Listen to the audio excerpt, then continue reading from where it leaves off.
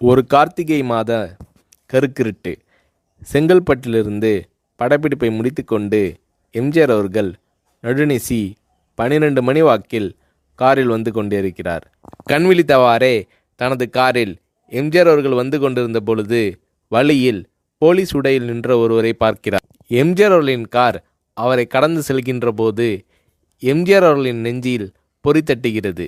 ஆள் நடமாட்டமே இல்லாத இந்த அர்த்த ராத்திரியில் அந்த போலீஸ்காரர் பஸ்ஸுக்காக காத்து நிற்கிறார் என்பதை எம்ஜிஆர் அவர்கள் புரிந்து கொள்கிறார். உடனே தனது டிரைவரிடம் காரை நிறுத்த சொல்கிறார் எம்ஜிஆர். கார் பின்னோக்கி வருகிறது. போலீஸ்காரரின் அருகில் காரை நிறுத்தி கதவை திறந்து ஏறுங்கள், எங்கே போக வேண்டும் என்கிறார் எம்ஜிஆர். பரவாயில்லை, நான் பஸ்ஸிலே வந்து விடுகிறேன் என்கிறார் அந்த போலீஸ்காரர். நேரமாகிவிட்டது, இனி இந்த ரூட்டில் பஸ் கிடையாது, ஏறிக்கொள்ளுங்கள் என்று எம்ஜிஆர் அவர்கள் வலுக்கட்டாயம் செய்ய போலீஸ்காரர் வேண்டா வெறுப்பாக ஏறுகிறார். காரின் உள்ளே லைட் போட்டு சாப்பிட்டீங்களா என்று கேட்டுக்கொண்டே தனது சீட்டுக்கு பின்னால் இருந்த பிஸ்கெட் பழங்களை எடுத்து கொடுக்கிறார் எம்ஜிஆர். இப்படி ஓசியில் பயணம் செய்வதே எனக்கு உடன்பாடில்லை. இன்னும் நீங்கள் உண்ண சொல்லி வேறு என்னை இழிவுபடுத்தாதீர்கள் என்று போலீஸ்காரர் மறுக்கிறார். எம்ஜிஆர் அவர்கள் பூரிக்கிறார். இருப்பவனிலிருந்து இல்லாதவன் வரை படித்து பதவியில் இருக்கும் எத்தனையோ பேர் எனக்கு அது வேண்டும் இது வேண்டும் என்று எம்ஜிஆர் அவர்களிடம் வேண்டியதை பெற்று செல்கிறார்கள். ஆனால் சாதாரண பொறுப்பில் இருக்கும் இந்த போலீஸ்காரரின் நேர்மை எம்ஜிஆர் அவர்களை மெய்சிலிர்க்க வைத்துவிட்டது. எம்ஜிஆர் அவர்களின் கார் கத தூரத்தில் வந்து கொண்டிருந்தாலும் காரின் நிறத்தையும் ஒளியையும் மனம் கமலும் ஓடிக்கான் வாசனையையும் வைத்து இது எம்ஜிஆர் அவர்களின் கார் என்றும் கார் சென்ற தடத்தை தொட்டு வணங்குகின்ற அளவுக்கு புகழுடன் திகழ்ந்த நேரம் அது. அரை மணி நேரம் கார் சென்று கொண்டிருக்கிறது. ஆனால் அதுவரை எம்ஜிஆர் அவர்களை பற்றி பெரிதாக போற்றி புகழ்ந்து பேசாமல் அந்த போலீஸ்காரர் வந்ததே புரட்சித் தலைவர் எம்ஜிஆர் அவர்களுக்கு அந்த போலீஸ்காரர் மீது மரியாதையை கூடுதலாக்கியது. நான் தான் எம்ஜிஆர் என்கிறார் எம்ஜிஆர். கேள்விப்பட்டிருக்கிறேன் என்கிறார் அந்த போலீஸ்காரர். பொன்மனச்செம்மல் எம்ஜிஆர் அவர்களின் முகத்தில் கோபம் இல்லை, பதிலுக்கு பொன்முறுவல் மலர்கிறது. என் படங்களை பார்த்து இருக்கிறீர்களா என்று கேட்கிறார் எம்ஜிஆர். நான் சினிமாவே பார்ப்பதில்லை என்கிறார் அந்த போலீஸ்காரர். புரட்சித் தலைவர் எம்ஜிஆர் அவர்கள் இன்னும் பிரமிக்கிறார். இப்போது கார் சத்தத்தை தவிர ஒரே நிசப்தம். போலீஸ்காரர் தனது வீட்டிற்கு 1/2 கிலோமீட்டர் தூரத்திற்கு முன்பே காரை நிறுத்த சொல்லி இங்கேயே இறங்கிக் கொள்கிறேன் என்கிறார்.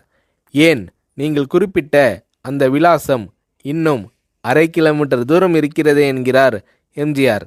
சாதாரண போலீஸ் உத்தியோகத்தில் இருக்கும் நான் காரில் வந்து இறங்கினால் என் வீட்டிற்கு அருகில் உள்ளவர்கள் என்னை தவறாக நினைத்து கொள்வார்கள். இதுவரை இப்படி நான் யார் காரிலும் ஓசியில் வந்து பழக்கமில்லை. நீங்கள் இவ்வளவு தூரம் செய்த உதவிக்கு நன்றி என்கிறார் அந்த போலீஸ்காரர். புரட்சித் தலைவர் எம்ஜிஆர் அவர்கள் அதற்கு மேல் எதுவும் பேசவில்லை. அவர் எந்த போலீஸ் ஸ்டேஷனில் பணிபுரிகிறார் என்பதை மட்டும் கேட்டு தெரிந்து கொண்டு கிளம்புகிறார். அடுத்த நாள் செங்கல்பட்டு போலீஸ் ஸ்டேஷனுக்கு ஃபோன் செய்து நான் எம்ஜிஆர் பேசுகிறேன் என்கிறார் எம்ஜிஆர். ஃபோனை எடுத்த டிஎஸ்பி உதறலோடும் உற்சாகத்தோடும் தலைவரே வணக்கம் என்கிறார். இரவு சந்தித்த போலீஸ்காரரை பற்றி விசாரிக்கிறார் எம்ஜிஆர். அந்த டிஎஸ்பி சொல்கிறார், நீங்கள் குறிப்பிடும் அவர் இன்று விடுப்பில் இருக்கிறார். அவர் கையூட்டு வாங்காதவர், கடமை தவறாதவர். காவல்துறையின் நேர்மைக்கு இவரே இலக்கணம். வெற்றிலை பாக்கு, பீடி, சிகரெட் போன்ற போதை வஸ்துக்கள், நாடகம், சினிமா போன்ற பொழுதுபோக்கு அம்சங்களையெல்லாம் இவர் அறியாதவர். கல்யாண வயதில் உள்ள 3 பெண்களையும் கரை சேர்க்க முடியாமல் கஷ்டத்தில் இருக்கிறார் என்கின்ற விபரம் டிஎஸ்பியால் எம்ஜிஆர் அவர்களுக்கு சொல்லப்படுகிறது. அவரை நாளை என் தோட்டத்திற்கு வர சொல்லுங்கள் என்கிறார் எம்ஜிஆர். கேட்டுக்கொண்ட டிஎஸ்பி உங்களோடு ஃபோனில் ஆளுக்கு ஒரு வார்த்தை பேச இன்ஸ்பெக்டர், சப் இன்ஸ்பெக்டர் உட்பட எல்லோரும் ஆசைப்படுகிறார்கள். ஃபோனை அவர்களிடம் கொடுக்கலாமா என்கிறார். எம்ஜிஆர் அவர்கள் கொடுங்கள் என்கிறார். பேசுகிறார். அந்த போலீஸ் ஸ்டேஷனே புண்ணியம் பெற்றதாக மகிழ்ச்சி அடைகிறார்கள் அந்த போலீஸ்காரர்கள். மறுநாள் அந்த போலீஸ்காரர் ராமவரம் தோட்டத்திற்கு அழைத்து வரப்படுகிறார். அவரிடம் பேப்பரில் மடித்த பெரிய பணக்கட்டை கொடுத்து, இதை வைத்து உங்கள் பெண்களின் கல்யாணத்தை நடத்துங்கள் என்கிறார் எம்ஜிஆர். போலீஸ்காரர் மறுக்கிறார்.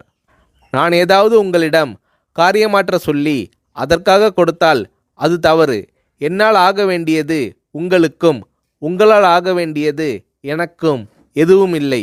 நான் உங்கள் கூட பிறந்த ஒரு சகோதரனாக நினைத்து கொடுக்கிறேன், பெற்றுக்கொள்ளுங்கள் என்று சொன்ன பிறகு கேட்டும் கூட கிள்ளி கொடுக்காத கனவான்கள் வாழும் இந்த உலகில் ரோட்டில் நின்றவனை அழைத்து சென்று அள்ளி கொடுத்த எம்ஜிஆர் அவர்களின் கருணையில் நெகிழ்ந்து போய் பெற்றுக்கொள்கிறார் அந்த போலீஸ்காரர். பிறகு ஒரு தேதியில் புரட்சித் தலைவர் எம்ஜிஆர் அவர்களே சென்று அந்த போலீஸ்காரரின் 3 பெண்களின் திருமணத்தையும் நடத்தி வைத்து வாழ்த்தி இருக்கிறார்.